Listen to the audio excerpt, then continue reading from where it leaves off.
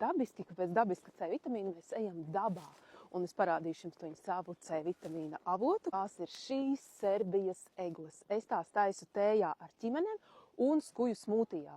Esmu pagaršojusi daudz dažādas egles, un šīs ir vislabākās. Ņemu jaunās egļu zariņus un lieku blenderī. Par ūdeni esmu stāstījusi daudz, es lietoju tikai svaigu avota ūdeni. Tad nu šos te jaunos zariņus blendējam zvērmašīnā. Citi atdala tikai skujas, man zvērmašīna ņem arī zariņus.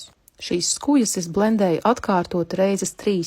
Un gatavo smūtiju nokaušu caur metāla sietiņu. Tā es no skujām dabūju ne tikai vitamīnus, bet arī chlorofilu. Kādreiz ar skujām ārstēja cingu. Savukārt vectēvs teica, ka Otrā pasaules kara laikā skujas bijušas zobu pastas vietā. Un, protams, vērtīgās ētereļas tās cīnās ar vīrusiem. Skuju smūtijam obligāti jāpievieno citrona sula. Pretējā gadījumā tā ir ļoti asa un gandrīz nedzerama.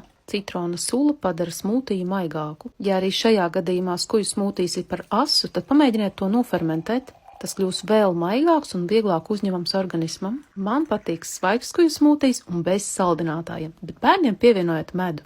Par šīm un daudzām citām dabiskām lietām runāsim Nīkrācē 17. janvārī fermentēšanas meistarklasē.